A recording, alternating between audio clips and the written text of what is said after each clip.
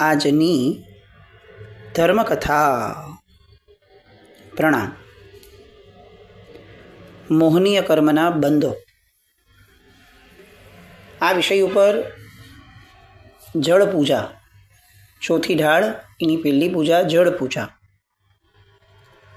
એનું વિવેચન પૂજ્ય વીર વિજયજી મહારાજ સાહેબ અહીંયા ઢાળમાં કરી રહ્યા છે. ગઈકાલ સુધી આપણે એક એક બંધના સ્થાનો જોયા કે જે સ્થાનોના આધારે આપણને મોહનીય કર્મ બંધાય. આ મોહનીય કર્મ ઉદયમાં આવે છે ત્યારે શું કરે છે તો કે ત્યારે અનેકવિધ પ્રકારે લાગણીના તોફાનો એ ઊભા કરે છે.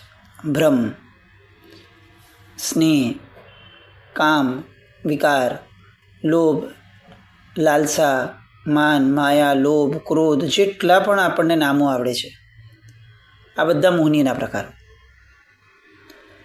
મૂળમાં મોહનીય એને કર્મનો રાજા જ એટલા માટે કીધો કે જેટલા નામો નાનપણથી આપણે આ ખોટું છે એવું સાંભળતા આવ્યા છે એ બધા જ નામો મોહનીયના પ્રકારમાં આવે છે, મેજોરિટી. અને આ બધાનો બંધ એ કેવા કેવા કૃત્યોથી થાય એની વાત પેલી ડાળની અંદરમાં પૂજ્ય વીર વિજયજી મહારાજ સાહેબે કરી. હવે છેલ્લી કડી. મોહની બંધ કરી ફર્યો, 70 કોડા કોડી સાગર્યો, હવે તુમ શાસન અવતર્યો રે. અને અહીંયા ચેતન ચતુર થઈ ચૂક્યો. અહીંયા આ વાત કરી સેકન્ડ લાસ્ટ કડીની અંદરમાં, અને એમને પ્રકૃતિ બંધ દેખાડ્યો કે મોહનીયનો ઉત્કૃષ્ટ બંધ કેટલો. તો કે કોઈ એક નબળું કામ કર્યું હોય, એક નબળું કામ, પણ જો એ પૂરેપૂરો મનનો સહયોગ એની અંદરમાં હોય, મનની ક્લિષ્ટતા સાથેનો કર્યું હોય, અત્યંત રૌદ્ર ધ્યાને કર્યું હોય, તો એક્સ્ટ્રીમ બંધ આ કર્મનો કેટલા વર્ષ સુધી થઈ શકે તો કે 70 કોડા કોડી સાગરોપમ વર્ષ સુધી થાય. આમ આપણે સામાન્યથી જોઈએ તો વર્ધમાન સ્વામી ભગવાનના જીવે મરીચીના ભવની અંદરમાં જે પ્રકારે એમણે એમના સમ્યક દર્શનને ભાંગવા આવે એવા વાક્યો બોલ્યા અને જે કૃત્ય કર્યું, એમનો સંસાર વધ્યો ઉચ્ચસૂત્ર ભાષણ થકી. અને કેટલો સંસાર વધ્યો તો કે 1 કોડા કોડી સાગરોપમ. અને આપણી નજર સમક્ષ છે કે પહેલાં ભગવાનના પોતરા તરીકે જન્મ્યા હતા અને પોતે ભગવાન થયા ક્યારે? છેક 24મા ભાવમાં. આ 1 કોડા કોડી સાગરોપમનો સમય આવડો મોટો આખી ને આખી 24 નીકળી ગઈ. આપણને કેટલું ભારે લાગે કે મરીચીના બહુમાં એક ભૂલ કરી એમાં આટલું ભોગવવાનું ભગવાને. અને અહીંયા મોહનીય કર્મની ઉત્કૃષ્ટ સ્થિતિ બંધ કેટલો તો કે 70 કોડા કોડી સાગરોપમ. આપણે કદાચ વર્ષો ગણી જ નહીં શકીએ, પણ એક આ વર્ષોની નાનકડી ઝલક મળે એટલા પૂરતો આ આપણે એક્ઝામ્પલ લીધું કે ભગવાનનો આટલો બધો સંસાર વધ્યો એ ખાલી 1 કોડા કોડી સાગરોપમ હતો. અને આપણે કોઈ એક કર્મ બાંધીએ છીએ એવું કે જે અત્યંત ક્લિષ્ટ પરિણામથી હોય છે, મોહનીયના પૂરેપૂરા કન્વિન્સ થવા પૂર્વકનું હોય છે, તો એનો ઉત્કૃષ્ટ બંધ 70 કોડા કોડી સાગરોપમનો એક કર્મનો બંધ હોય છે. કોઈ એક કૃત્ય કર્યું છે એનો. હવે આટલા વર્ષો સુધી જન્મો લીધે રાખવાના, આટલા વર્ષો સુધી કેટલીય 24 વહી જાય, ભગવાનનું શાસન પણ પામી લેવાનું, આટલા 24 સુધી ધર્મ પણ કરવા જેવા ભાવો મળી જાય, પણ તેમ છતાં આ મોહનીય કર્મનો બંધ જે કર્યો હતો એના કારણે ભગવાનનું તત્વ પામવાનો ક્યારે પણ વારો ના આવે. આવી પરિસ્થિતિ આપણને ન જોઈતી હોય તો આ જેટલા બંધના સ્થાનો છે ને એ બધાથી સતત ચેતતા રહેવું જોઈએ. અને છેલ્લી કડીમાં પછી એના આધાર ઉપર કહે છે કે શ્રી શુભ વીર મયા કીજે, જીમ સેવક કારજ સીજે, વાંક ગુનો બક્ષી દીજે રે, ચેતન ચતુર થઈ ચૂક્યો. હવે હું ખરા અર્થમાં ચતુર થવા માટે પ્રભુ તત્પર થયો છું. એટલે શું કરું? તમે શું કરશો? હું ચતુર થયો છું તો કે મને હવે મારી ભૂલ સમજાણી છે, તમે હવે કૃપા કરો, એવી કૃપા કરો કે જેના કારણે મારું કાર્ય સંપન્ન થાય. કયું? ભૌતિક કાર્ય, સંસારમાં દુઃખ છે એનું કાર્ય, અસમાધિ છે એનું કાર્ય? તો કે ના, મારું મોક્ષરૂપી કાર્ય સિદ્ધ થાય. એની માટેનું આ કારણ આ જળ પૂજા છે. તો મારે જળ પૂજા શેની માટે છે? મને મોહનીય કર્મના બંધના સ્થાનોનો મોહ જે મારામાં પડ્યો છે એ મોહ તોડવા માટે છે. આપણે બહુ સામાન્યથી આ વાતને સમજીએ છીએ જે બોલાય છે એને, કે એ કેટલા બધા સ્થાનો એવા છે જે ગઈકાલ સુધી આપણે લીધા એમાં, કે જેનો આપણને મોહ છે. શ્રુતદાયક ગુરુ હેલવ્યા, આપણને આનો મોહ હોય છે, આવો એક ભ્રમ હોય છે કે ભલે આપણે મારા સાહેબ પાસેથી ભણ્યા કે મારા સાહેબ પાસેથી કે કોઈની પણ પાસેથી આપણે કંઈક લીધું છે, પણ એ ખોટા તો ખોટા જ, એમાં એનો વિરોધ કરવામાં કશો જ વાંધો ન હોવો જોઈએ. આ રીતે સત્યને ઉજાગર કરવાની અંદરમાં આપણી આશય શુદ્ધિ એ બગડી જાય. કેટલી બધી વાર આપણા જીવનમાં આવું થતું હોય કે વાત સત્ય કરતા હોઈએ આપણે, વાત ખોટી હોય છે એવું નથી, વાત ન્યાયની હોય છે, પણ મનના આશયમાં અને વિવેકમાં ન્યાય નથી હોતો. ત્યાં લાગણીઓનો તોફાન હોય છે. કોકની સાથે બદલો લેવાની લાગણી, કોકે મારું બગાડ્યું છે તો એનું ખરાબ કરવાની લાગણી, કોકે મારી ઈચ્છા વિરુદ્ધનું કર્યું છે તો હવે હું એને બતાવી દઉં એવી લાગણી, અને ક્યાંક બસ ફક્ત એક આદત છે કે કોઈનું સારું જોઈ નથી શકતા એની લાગણી. તો આ બધી લાગણીઓ, આ બધા મોહના સ્થાનો, મોહની આસક્તિઓ, એ બધું ધોવા માટે જળ પૂજા છે. તપસી નામ વૃથા ધર્યો, પંડિતે વિનય નવી કર્યો, એક એક ગોલ્ડન વર્ડ્સ છે. કંડારી રાખવા જોઈએ એવા શબ્દો છે આ, કે મારો સંસાર કોના કારણે વધ્યો છે એક્સ્ટ્રીમ, તો આ જ બધા કારણે વધ્યો છે. કારણ કે મોહનીય તો રાજા છે, હવે મોહનીય બાંધવાના કારણો આ જ છે, તો એનો અર્થ એ થયો કે મારો મેક્સિમમ સંસાર ફક્ત આવા કાર્યોના કારણે વધ્યો છે. પાપ કરી અન્ય શિર ઢળ્યા, કપટ બહુ જને વાળ્યા. કપટ કરી અને લોકોને વાળવા, બહારથી લોકોને એવું કહેવું કે જુઓ આમ કરવા જેવું છે, મને કશો ફરક નથી પડતો, તમે કરો તો સારું, અને મનમાં એ ભાવ રમતો હોય પાછો કે આ થઈ જાય તો આપણો તો ફાયદો થઈ જશે.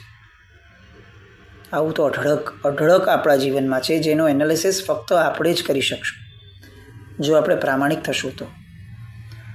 તો અહીંયા જળ પૂજાનો ભાવ છેલ્લે જે લખે છે એમાં, ઓમ રીમ શ્રીમ પરમ પુરુષાય પરમેશ્વરાય જન્મજરા મૃત્યુ નિવારણાય મોહનીય બંધ સ્થાન નિવારણાય શ્રીમતે વીર જિનેન્દ્રાય જલમ યજામહે સ્વાહા. ભગવાન, મારા મોહનીયના જે બંધના સ્થાનો છે એનું નિવારણ, એ મારી મતિમાંથી, એના પ્રત્યેનો રાગ, એની પ્રત્યેનો પક્ષપાત મારો દૂર થાય, એની માટે મારી આ જળ પૂજા હું તને સમર્પિત કરું છું. આ અષ્ટપ્રકારી પૂજાઓ જે મોહનીય કર્મની આવશે, એમાં મુખ્યતયા ચારિત્ર મોહનીય અને દર્શન મોહનીય. એમાંથી ચારિત્ર મોહનીય કર્મ જે છે એ હવે આ ચંદન પૂજાની આસપાસ સ્પર્શશે, અને પછીથી દર્શન મોહનીય કર્મ જે છે એના અનેક પ્રકારો, એની અનેક વાતો એ શરૂ થશે. પંડિત વીર વિજયજી મહારાજ સાહેબે જે સૌથી વધારે એમ્ફેસિસ મૂક્યું છે મોહનીઓ પર, એ આપણને ખબર પડશે કે જેવી ચંદન પૂજા પૂરી થશે ને પછીના જે પ્રકારો છે એ એક એક પ્રકારની અંદરમાં એક એક કષાયોને હાથમાં લે છે, અને હાથમાં લીધા પછીથી એના સ્વરૂપને જે રીતે દરેક પૂજા સાથે કનેક્ટ કરે છે, આપણને આપણે આખા ધર્મનો માર્ગ સમજ પડશે. મોક્ષે કેમ જવું એનું માર્ગસ્થપણું એ આ મોહનીયની ઢાળમાંથી આપણને મહદઅંશે સમજાશે. જીવન કેવું હોવું જોઈએ, બહુ લાંબા લચક કોમ્પ્લિકેટેડ પ્રવચનો નહીં, આમ કરો આમ કરો આ ઓળખો નહીં, સામાન્ય જીવન કેવું હોવું જોઈએ એ આ મોહનીયની ઢાળો વાંચવાથી આપણને ખ્યાલ આવશે. દ્વિતીય ચંદન પૂજા શરૂ થાય. બીજી ચંદન પૂજના પૂજો ભેળી કપૂર, 28 પયડી માહીથી ચારિત્ર મોહની દૂર. અહીંયા ચંદન પૂજા એ પ્રકૃતિમાંથી, મોહનીયની પ્રકૃતિમાંથી આ ચંદન પૂજા કેવી રીતે દૂર થાય એનો યત્ન આદરવા માટે એમણે એક શબ્દ મૂક્યો છે. જુઓ, બીજી ચંદન પૂજના પૂજો ભેળી કપૂર, ચંદન પૂજાની અંદરમાં કપૂર ભેળવવાની વાત કરી, અને કપૂર ભેળવવાની વાત પછી બીજી જ પંક્તિ શું લખી? અડવિસ પૈડી માહિતી ચારિત્ર મોહની દૂર. જો આપણે આ લિંક બેસાડી શકીએ તો બહુ સ્પષ્ટ સમજાય છે કે કપૂરનો ચારિત્ર મોહનીય કર્મ સાથે એમણે કંઈક સંબંધ મૂક્યો છે.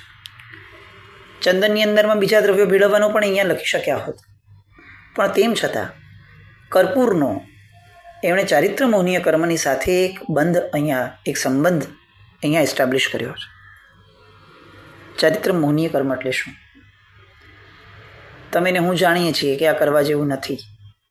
તમે ને હું માનીએ છીએ કે આ કરવા જેવું નથી. તમારો ને મારો પક્ષપાત છે કે નહીં, આ કરવા જેવું નથી જ.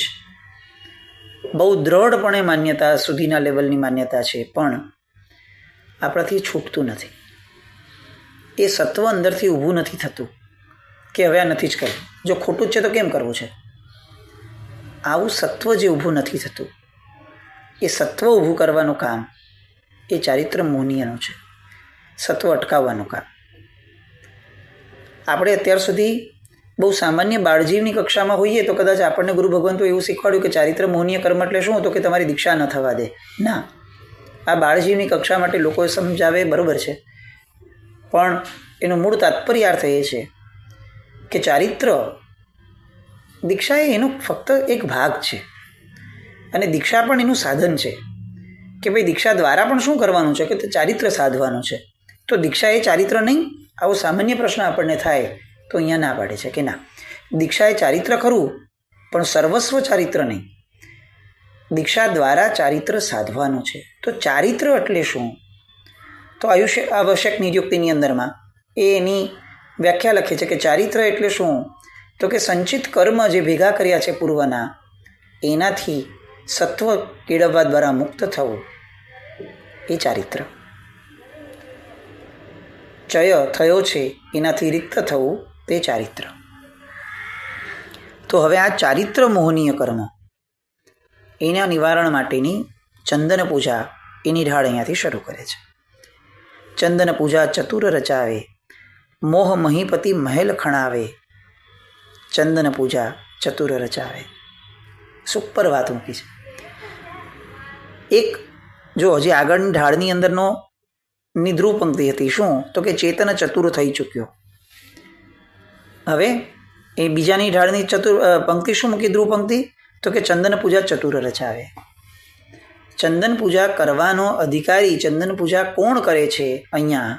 તો ચતુર વ્યક્તિ કરે છે. કયો ચતુર વ્યક્તિ કરે છે? કે જે ચતુર વ્યક્તિ જળ પૂજા સમયે આ બધા મોહનીયના બંધના સ્થાનોને ઓળખી ગયો છે, અને એના દ્વારા એ ચતુર થઈ ગયો છે કે મારે આમાં અટકાવવાનું નથી, સપડાવવાનું નથી. આવી ચતુરાઈ જેનામાં પ્રવેશી છે એ વ્યક્તિ હવે ચંદન પૂજામાં પ્રવેશે છે. પૂજાઓ લિંક્ડ છે, એ કોઈ ક્રિયા નથી, એક જીવંતતા છે, એક ક્રમ છે, એક મોક્ષનો માર્ગ છે. જ્યાં સુધી આપણે આ પૂજાઓને ફક્ત ક્રિયાઓ જ સમજશું ત્યાં સુધી મોહનીય હંમેશા જીતતું રહેશે. કારણ કે આપણી માટે ચંદન પૂજા એટલે ચંદન પૂજા. ચાલો ચંદન પૂજા એટલે શું? તો કે ભાઈ લાવો ચંદન, કરો ભગવાનની પૂજા, વિલેપન, થઈ ગઈ ચંદન પૂજા. That's it. આનાથી વધારે શું હોય? કદાચ કોઈ જ્ઞાની આવે ને એને આપણી પર એક્સ્ટ્રીમ દયા આવશે કે આવો મનુષ્ય ભવ પામી, આવું ભગવાનનું શાસન પામી, આવી ઉત્તમ ક્રિયાઓ પામી, અને તેમ છતાં આ સાવ રત્નને કાગડો ભગાડવા માટેનો પથ્થર સમજી અને ફેંકી દેતો માણસ. આપણી કલ્પના આવી થશે. હાથમાં રત્ન છે, ઉપયોગ શું? તો કે કાગડો દૂર બેઠો બેઠો કા કા કરે છે, ઉડતો જ નથી, ઊભા થવાનો કંટાળો આવે છે, તો ફેંકો અને ભગાડો એને. એ જે ફેંકવા માટે શું વપરાય? તો કે રત્ન વાપરવાનું. આવું કોણ કરે? અમે કરીએ છીએ. ક્યારે કરીએ છીએ? અમારા મનુષ્ય ભાવમાં કરીએ છીએ. આ સ્થિતિ આપણી. આટલો મોટો ક્રિયાનો માર્ગ આપણને મળ્યો, ઉત્તમ ક્રિયાઓનો, લોકોત્તર ક્રિયાઓનો માર્ગ મળ્યો. ઉપયોગ શું કર્યો? તો કે એક નાનકડું દુઃખ કાકડાની જેમ બોલ બોલ કરી રાખે છે.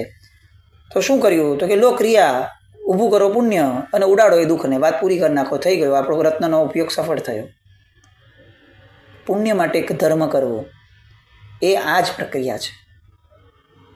કાગડાને ઉડાડવા માટે રત્ન ઉડાડવા સમાન.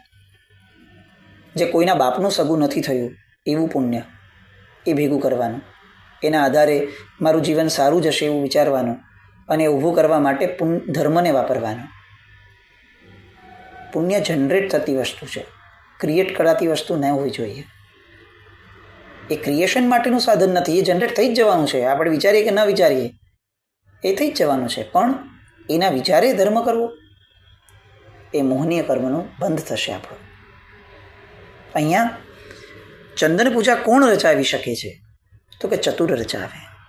જેની ચતુરાઈ જાગી ગઈ છે કે ભાઈ હું પૂજા કેમ કરું છું? તો કે પૂજા એટલા માટે કરું છું કે આ જેમની પૂજા થાય છે એમણે મોહનીય કર્મને સમજ્યું, એના વિરુદ્ધ મોરચો માંડ્યો, એની વિરુદ્ધ સશક્ત થઈને લડ્યા અને જીત્યા. એ જીત્યા એટલે હું એમની પૂજા કરું છું. કેમ? કારણ કે મારે પણ મોહનીય કર્મને સમજવું છે, એની સામે મોરચો માંડવો છે, સશક્ત બનવું છે અને જીતવું છે. પણ આ એક પણ આશય વગર આપણી ચંદન પૂજાઓ થાય પછી મોહનીય કેમ આપણને અટકાવે ધર્મ કરતા? જે આપણે પહેલે દિવસે વાત થઈ એ પ્રમાણે કે ધાર તલવારની સોહિલી દોહિલી 14 જીનતની ચરણ સેવા, આવું તો આનંદગંજી માટે હશે ભાઈ. ધર્મ તમને દુષ્કર હશે, અમારે તો બહુ સરસ થાય છે. અમે તો છેક દીક્ષાના લેવલ સુધી પહોંચી જઈએ છીએ, અમને જરાય દુષ્કર નથી લાગતું. કેમ આવું બોલ્યા તમે?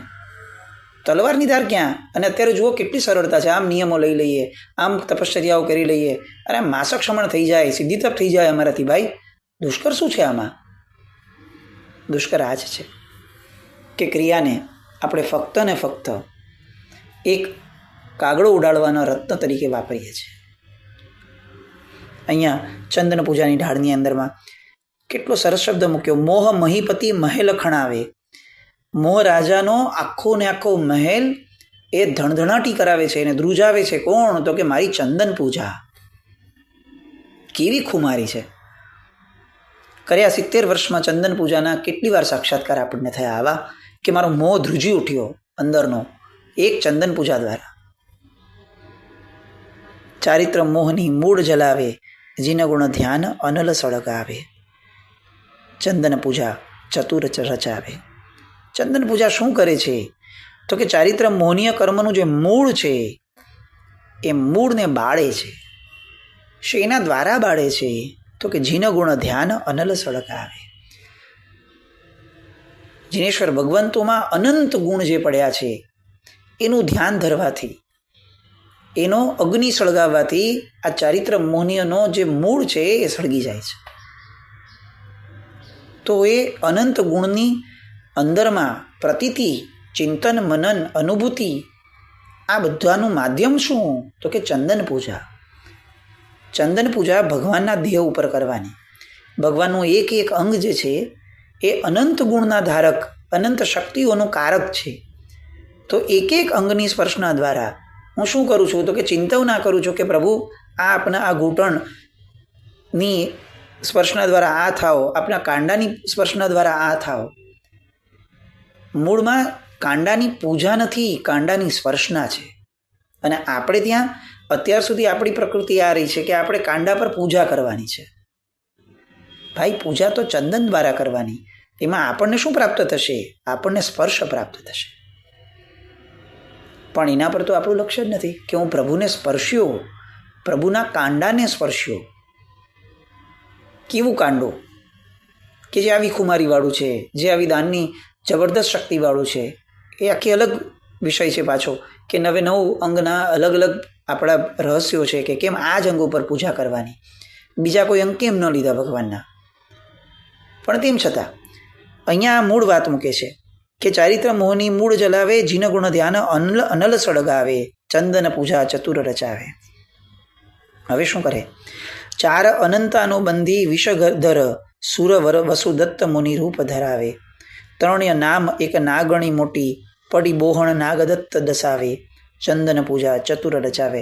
આપણે આ કથા જોઈ છે કે બધા નાગો ઊભા કરે છે અને એક પછી એક નાગનો પ્રકાર દેખાડે છે અને છેલ્લે ખ્યાલ આવે છે કે આ તો દેવ એ એના જગાડ પ્રતિબોધ કરવા માટે આવ્યા હતા. આ કથા આપણે મોહનીય કર્મના જ વિષયોમાં જોઈ છે. જાવત જીવ 4નું વિષ રહેવે, સજ્જનને એણી પેરે સમજાવે. ચંદન પૂજા ચતુર રચાવે. નરક લહે સમકિત ગુણ ઘાતે, અંતે સમાધિપણું નવી પાવે, ચંદન પૂજા ચતુર રચાવે. નરક કોણ પામે છે? ચારિત્ર મોહનીયા કર્મના બંધ ઉપર જે નાચતો હોય છે એ માણસ પોતાના જ સમ્યક દર્શનનો ઘાત કરે છે અને નરક પામે છે. નરક પામવા માટેની પૂર્વ ભૂમિકા છે કે એનું મૃત્યુ સમાધિ મૃત્યુ નથી થતું. આ બધી વાતો ચંદન પૂજા ચતુર રચાવે, આ વાક્યને ગોખી રાખવા જેવું નહીં, મનમાં ઉતારી જેવા જેવું છે કે ભગવાન એક ચંદન પૂજા તો જીવનમાં એવી શરૂ કરાવડાવ કે જે હું કહી શકું કે હું ચતુર બનીને મેં આ પૂજા કરી છે. બસ આ વીર વિજયજી મહારાજ સાહેબનો આપણી પરનો આ આશીર્વાદનો ભાવ આપણને ફળે એવું માંગીએ કે સાહેબ એવી કૃપા કરો કે હું પણ એક દિવસ અનુભૂતિ સાથે બોલી શકું કે આજે હું ચંદન પૂજા કરું છું ને પ્રભુ એ ચંદન પૂજા ચતુર રચાવે છે. આવી ચતુરાઈ આપણે પામીએ. ચારિત્ર મોહનીયના એક એક અટાપટાને સાંભળીએ, સમજીએ અને એમાંથી પાર ઉતરીએ. એવું કંઈક આપણી સાથે થાય એવી શુભ મંગલ કામના સાથે જીના જ્ઞાન કંઈ પણ બોલાય તો ઈચ્છામી તો કળમ જૈનમ જય અતિશાસન.